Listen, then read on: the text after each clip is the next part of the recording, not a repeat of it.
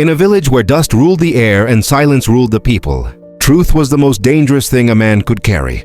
Long before the sun rose, Kofi was already awake. He sat outside his small mud house, listening to the distant sound of roosters and the soft breathing of his mother inside. The land around him was dry, cracked like the promises made to people like him.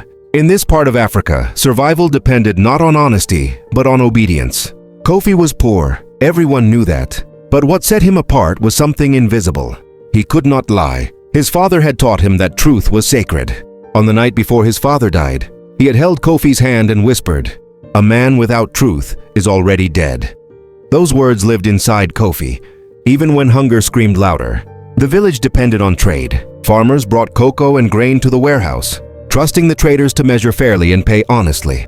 At the center of it all stood Mr. Badu, respected, powerful, feared. To the villagers, he was a savior. To Kofi, he was an employer. Kofi worked long hours at the warehouse, lifting sacks heavier than his dreams. His hands were always bruised, his clothes always dusty. The pay was small, but it kept his mother alive. For that, Kofi stayed silent, until silence itself became unbearable. One evening, as the sun bled into the horizon, Kofi stayed behind to clean the storage room. Behind tall stacks of cocoa sacks, he heard voices, low, confident, cruel. Mr. Badu was laughing. "They don't know the real weight," he said. "We reduce the measurements, increase the price, and they thank us for it." The men laughed with him. Kofi's heart froze. His breath became heavy. Everything suddenly made sense. The farmers' tears, the empty bowls, the growing debts. The village wasn't poor by fate. It was being robbed. That night, Kofi didn't sleep. At dawn, a farmer named Amari stood outside the warehouse, pleading. His crops were rejected. His children were hungry. Mr. Badu waved him away like dust. Something broke inside Kofi. His hands shook. His voice trembled. But he spoke. He told the farmers what he had heard. He told them the truth no one dared to say. For a moment, hope flickered in their eyes. But fear was stronger. Whispers spread. Faces hardened. People stepped back. And in that moment, Kofi didn't realize, by choosing truth, he had chosen punishment. The village did not explode with anger the way Kofi had imagined. It collapsed into silence. By sunset, the same people who had listened to him in the morning now avoided his eyes. Women who once greeted him with soft smiles turned their faces away. Men whispered his name like it was a curse. Truth had passed through the village like a dangerous wind, felt by everyone, accepted by no one. That night, a boy arrived at Kofi's door. "Mr. Badu wants to see you," he said, then ran away before Kofi could respond. The trading office was quiet when Kofi arrived. Too quiet. Mr. Badu sat behind his wooden desk, calm and relaxed, as if nothing unusual had happened. A cup of tea steamed gently beside his hand. "So," Mr. Badu said without looking up, "you have decided to educate my people." Kofi swallowed hard. "I only spoke what I heard." Mr. Badu smiled slowly. "Truth," he said, "is a very expensive thing, and you, my boy, cannot afford it." The next morning, Kofi's name was removed from the workers' list. No warning, no explanation. His week's wages were withheld. When he asked why, the guard pushed him away. "You are no longer welcome here." Word spread quickly, too quickly. By afternoon, rumors had replaced facts. Kofi was accused of lying, of jealousy, of trying to destroy the village's only source of income. People who had suffered under Mr. Badu now defended him, because fear needs protection. Even Kofi's closest friend Yarrow refused to speak to him. "I have children," Yarrow said quietly. "I can't risk this." That night, Kofi sat alone outside his house. The moon offered no comfort. His mother sensed the change without words. "They are angry with you," she said softly. Kofi nodded. "I told the truth."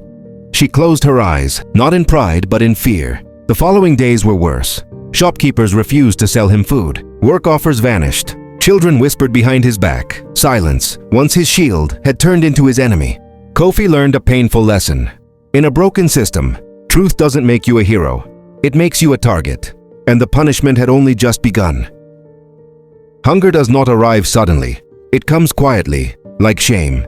At first, Kofi and his mother skipped one meal a day, then two. Soon, the cooking pot stayed cold, and the firewood remained untouched. The house that once smelled of simple meals now smelled of emptiness. Kofi walked from village to village searching for work. He offered his strength, his loyalty, his honesty. Everywhere he went, doors closed gently, but firmly. "We have been warned," they told him. "Your name brings trouble." By the third week, His mother sold her small gold earrings, the last memory of her wedding day. Kofi watched silently as the trader weighed them, knowing the price was unfair. He wanted to speak, but his mother placed a hand on his arm. "Not now," she whispered. That moment hurt more than hunger. At night, Kofi lay awake listening to his mother cough in the darkness. Each sound felt like an accusation. He had spoken the truth to protect others, yet the only person suffering now was the one he loved most. One evening, he returned home to find his mother sitting on the floor, staring at nothing. "I raised you to be honest," she said slowly. "Your father would be proud." Kofi felt relief until she continued, "But honesty is killing us." Her words crushed him. For the first time, doubt entered Kofi's heart. He replayed that moment at the warehouse again and again. What if he had stayed silent? What if truth was not his responsibility? Outside, laughter echoed. From a distant celebration, Mr. Badu had donated money for a village event. People danced. They praised his generosity. The same man who had stolen from them now wore the mask of a savior. Kofi sat in darkness, unseen and unwanted. Days later, Yarrow visited him. He didn't sit down. He didn't look him in the eyes. "They say you should leave," Yarrow said. "For your own safety." Kofi understood what that meant. Truth had not only taken his job, it had taken his place in the world. As Yarrow walked away, Kofi felt something inside him break. Not loudly, not violently, but completely. That night, he whispered into the darkness, "Father, was I wrong?" The silence did not answer, but the punishment for telling the truth was far from over. Time has a cruel way of revealing truth, only after the damage is done. Months passed. The village changed, but not in the way people had hoped. At first, everything seemed normal. Mr. Badu continued to smile, continued to trade, continued to speak of prosperity. The people clung to routine because routine felt safer than doubt. Then the losses began. Farmers noticed their payments shrinking. Crops were rejected without reason. Debts grew like shadows at sunset. Families who once survived now borrowed just to eat. Slowly, painfully, the villagers realized that something was terribly wrong. Whispers returned, but this time they were not about Kofi. They were about truth. One morning, the warehouse doors were closed, locked. No guards, no traders. Mr. Badu was gone. So was the money. Panic spread through the village like fire in dry grass. Farmers ran to the town office. Mothers cried. Men shouted accusations into empty air. The savior they had defended had vanished, leaving them with nothing but regret. And suddenly, one name echoed through every conversation. Kofi. He warned us. We were afraid. We chose silence. They searched for him. At his old house, dust and emptiness greeted them.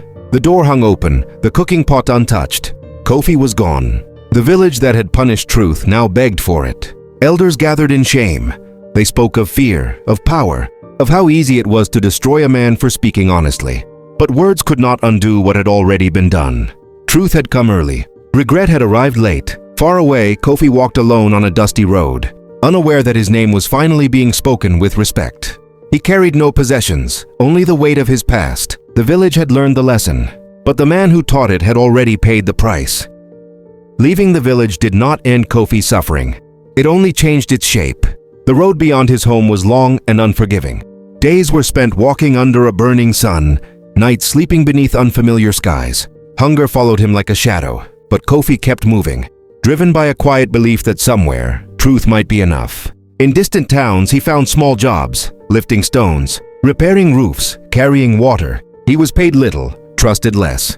People sensed his past even when he never spoke of it. Pain has a way of shaping a man's silence, yet Kofi did not lie. He could have softened his story, twisted it to appear harmless, but he didn't. Each time he spoke the truth, doors closed again. Still, something strange happened along the way. Children began to listen. They gathered around him during breaks, curious about the quiet man who never exaggerated, never cheated, never mocked. They asked him why he worked so hard for so little. Kofi answered simply, "Because a clean soul sleeps better than a rich one." Years passed. His body grew stronger. His voice grew calmer. And slowly people began to trust him, not because he promised wealth, but because he never promised lies. A small school welcomed him as a helper. He taught children how to read, how to count, and more importantly, how to choose right even when wrong seemed easier. "Truth will cost you," he told them, "but lies will cost you more." At night, Kofi still remembered his mother's tired face, his father's final words, and the village that had turned its back on him. The pain never disappeared. It transformed into purpose. Truth had broken his old life, but it was quietly rebuilding a new one. He no longer needed approval. He had become something rarer than a hero, a reminder. Years later, Kofi was no longer the young man who had spoken up in his village. His hands were rough, his face weathered by sun and work. But his eyes carried a calm strength that only hardship could teach. He had survived hunger, isolation, and betrayal. He had learned that speaking the truth came at a price, but its value could not be measured in gold. One evening, as he was closing the small school where he taught, a stranger approached. The man was tired, sunburned, and carried a message from far away. "It's your village," the man said. They remember you. What you said saved them, even if they did not listen at the time." Kofi remained silent, leaning on his worn wooden cane. His heart twisted, not in anger, not in pride, but in sorrow. Truth had not saved him. It had cost him everything he once knew and loved. Yet somewhere, it had made a difference. "They want to apologize," the man continued. "They understand now. They see the harm, and they ask for your guidance." Kofi closed his eyes, the memory of his mother's tired face flashing before him. He thought of the village streets where he had been shunned, the farmers who had suffered, and the powerful man who had walked away with their lives. He had once asked himself, was truth worth the pain? Now he understood. Truth was never about reward. It was about impact, about legacy, about the silent change that could not be measured immediately. He nodded slowly. "I will go back," he said, his voice steady. "Not to punish, not to reclaim, but to remind them that honesty is stronger than fear." When he returned to his village, Kofi was greeted not with celebration, but with quiet respect. Faces that had once avoided him now bowed with humility. Farmers who had once feared him now listened with reverence. Children clung to his stories, learning courage in the face of silence. Kofi walked through the village streets, observing how time had changed not just buildings, but hearts. The people had learned, too late, but learned nonetheless, that lies may protect for a moment, but truth shapes generations. He stood in the center of the village, feeling the weight of the past lift just slightly. Truth had punished him. It had broken him. Yet in the end, it endured. And that was enough. Because truth, no matter the cost, never truly dies.